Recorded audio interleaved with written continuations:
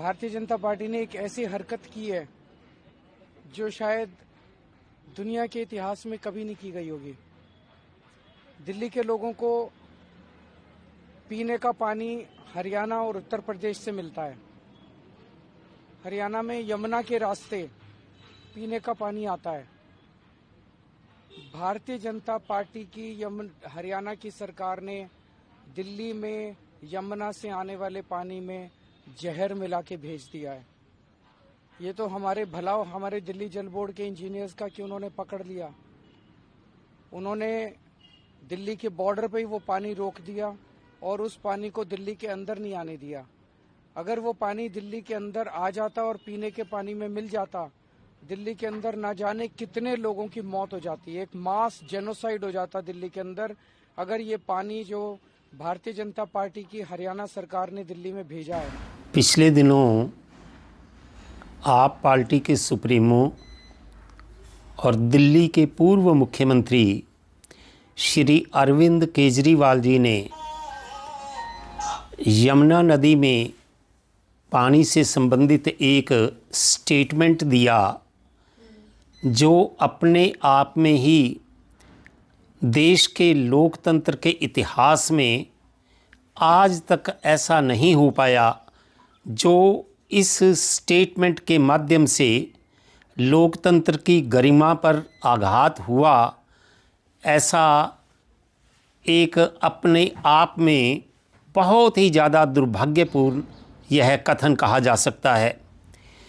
केजरीवाल जी ने आरोप लगाया कि हरियाणा की सरकार जिसका नेतृत्व भारतीय जनता पार्टी करती है, इन दोनों ने मिलकर यमुना के जल में विषाक्त कर दिया, उसमें जहर मिला दिया ताकि दिल्ली में नरसंहार हो सके। अगर तो ये कहा जाता कि उसमें कुछ केमिकल्स ऐसे आए हैं हरियाणा से जो कि मानव सेहत के लिए हानिकारक हैं, यह तो समझाता है।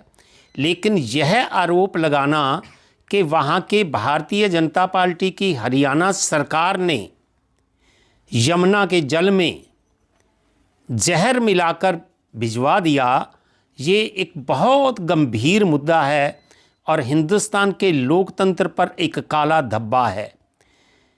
राजनीति में एक दूसरे पर आरोप प्रत्यारोप होते हैं, लेकिन राजनीति का स्तर इतना निम्न हो जाएगा, इतना घटिया हो जाएगा, इतना नीचे आ जाएगा, इतना असभ्य हो जाएगा, इतना अनवांटेड हो जाएगा, इससे बड़ा और कुछ भी ऑब्जेक्शनेबल नहीं हो सकता है। केजरीवाल जी ने यह जो आरोप लगाया है, यह अपने आप में व्यक्ति के प्रति नहीं, किसी समुदाय के प्रति नहीं, किसी वर्ग के प्रति नहीं, बल्कि यह पूरी मानवता के विरुद्ध है और पूरे हरियाणा प्रदेश की 3.25 करोड़ जनता का अपमान है और यह महापाप है। इसको अगर मैं संज्ञा दूं तो यह राष्ट्रीय अपराध है। जब केजरीवाल जी कहते हैं कि यमुना के पानी में जहर मिला दिया, यह कोई एक गिलास नहीं है कि गिलास के पानी में जहर मिला दिया, यह एक बाल्टी नहीं है जिसमें जहर मिला दिया।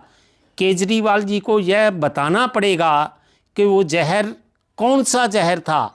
पॉइज़न भी अनेक तरह के हैं, कौन सा पॉइज़न था, कितनी मात्रा में मिलाया गया, वो कहाँ पे डिटेक्ट हुआ, कौन से इंजीनियर्स ने उनको डिटेक्ट किया।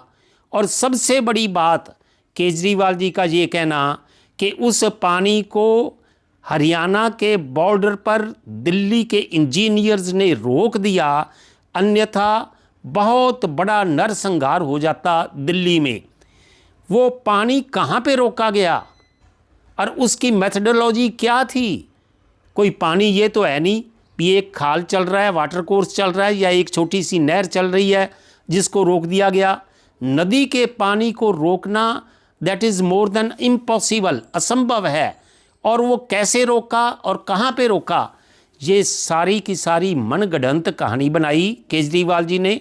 और वास्तव में उनकी इसके पीछे अल्टीरियर मोटिव उनकी दुर्भावना ये थी कि हरियाणा के लोगों में और दिल्ली के लोगों में इतना वैमनस्य हो जाए, उनमें इतनी द्वेष एक दूसरे के प्रति भर दी जाए ताकि वो आपस में ही उनका तनाव किसी बहुत बड़े संकट को लेकर आ जाए।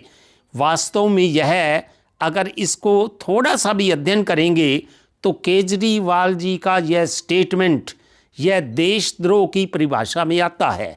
हमने इस सारे प्रसंग को लिखित में सिरसा के पुलिस अधीक्षक जी को कल दिया है, उनको सारा ब्रीफ किया है और उनको कहा है कि यह सीधा सीधा देशद्रोह है और देशद्रोह का FIR लॉन्च की जाए केजरीवाल जी के विरुद्ध, उसको इन्वेस्टिगेट किया जाए और उनको तुरंत गिरफ्तार किया जाए।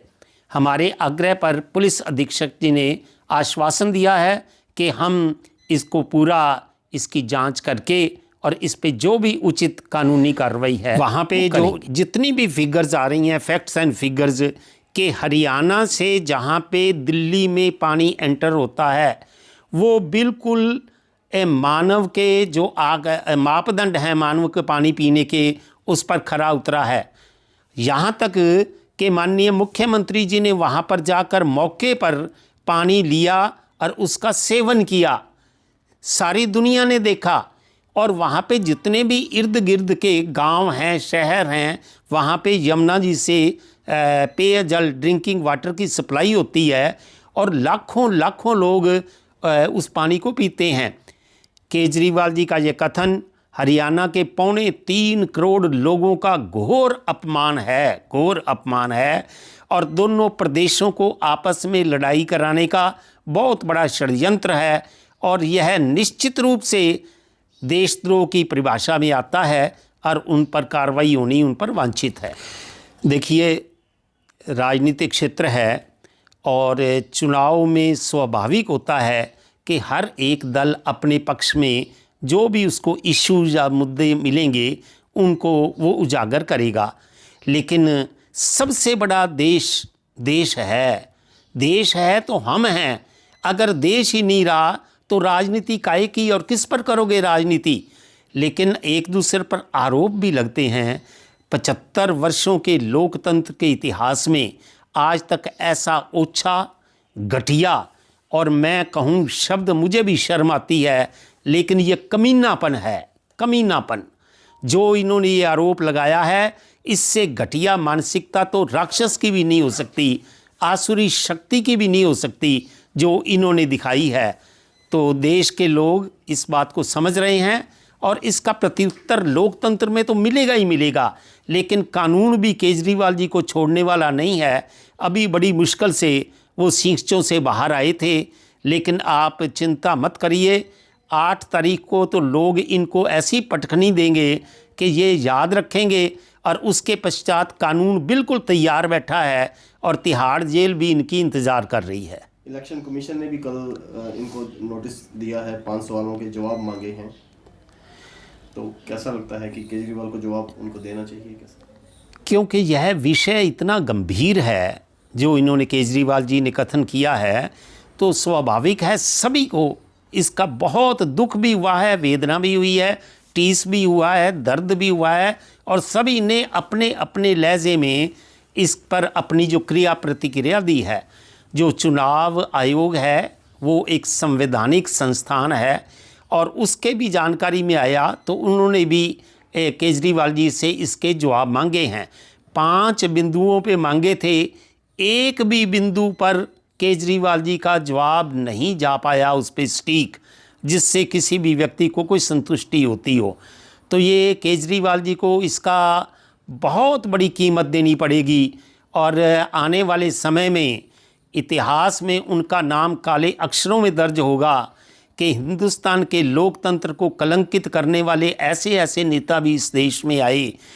अपने इतना झूठ और देश के पूरी की पूरी उसकी प्रतिष्ठा को, साख को, मान को, सम्मान को दांव पर लगाकर उसकी कीमत पर राजनीति करना केजरीवाल जी को बहुत महंगा पड़ने जा रहा है।